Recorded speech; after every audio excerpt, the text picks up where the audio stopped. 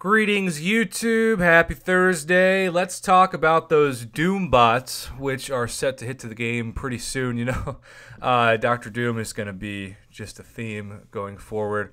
And for those of you who are uncollected and Cavalier, the Alliance Quest rewards are going to be so much better for your glory.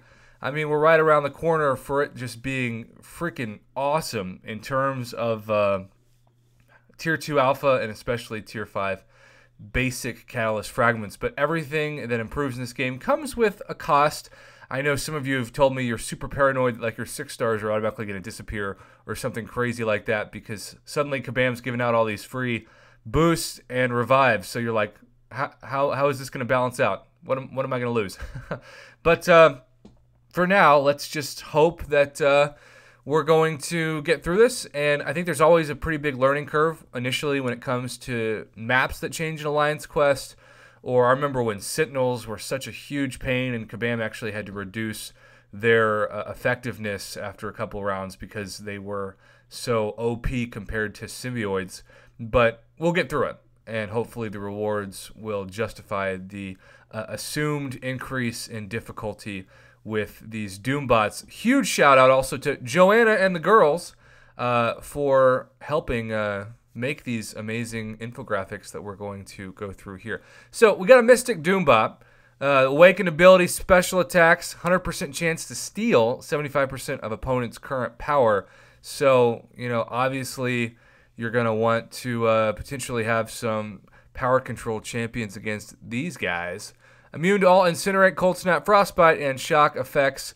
Gains a trickle of power over time. When fighting with class advantage, plus 40% ability accuracy, more block damage. Begins the fight with half a bar of power. Each buff on the opponent has a 50% chance to be nullified and converted into passive degen. That seems like that's going to be the most annoying part of this, at least to me.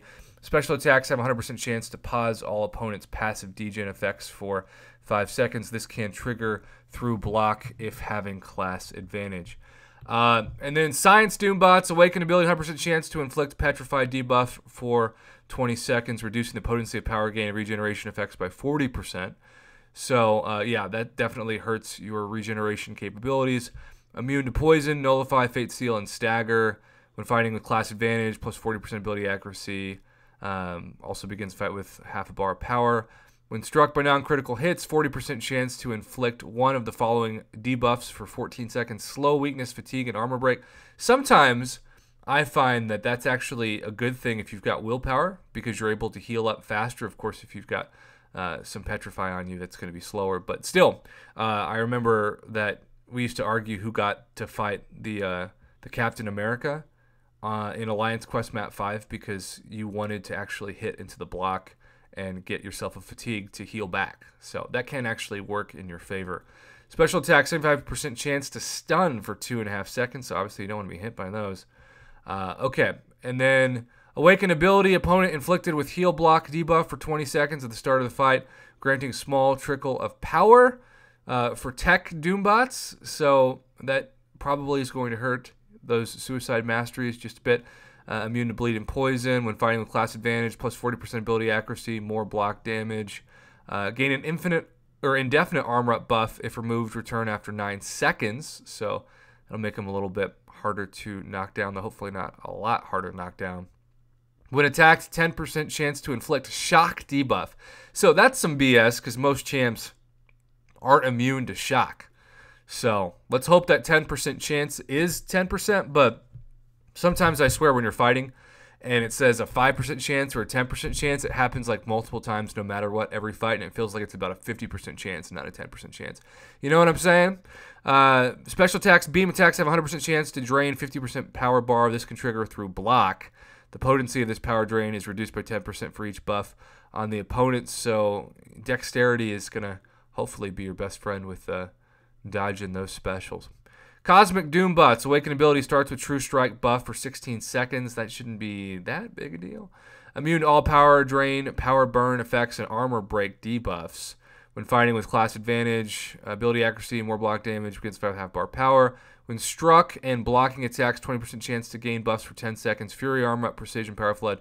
Special attacks gain attack rating based on how long the fight has gone on. So Longer those fights last, looks like the more damage you'll take, but hopefully that won't be a huge issue either.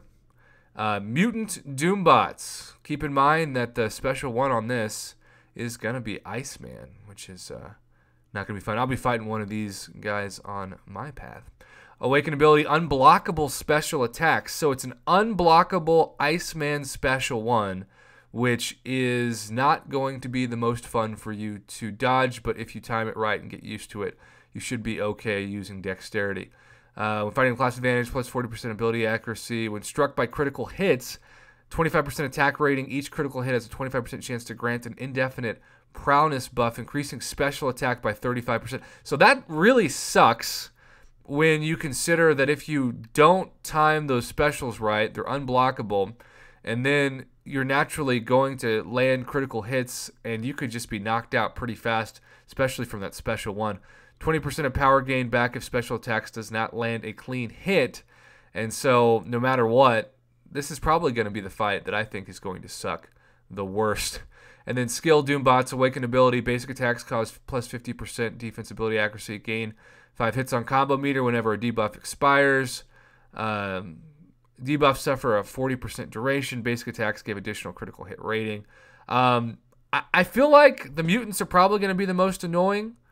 A lot of these, like, you know, the special one of Aegon, for example, just keep that at a safe distance, and you'll be fine. But I feel like you have the biggest risk to be knocked out against mutant, and that's just something you'll have to consider.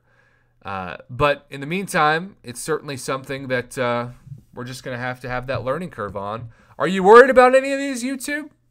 If so, or if not, comment below. And thanks as always for watching this channel. And Joanna and the girls, thanks for posting this. It's always appreciated, and you did a fantastic job.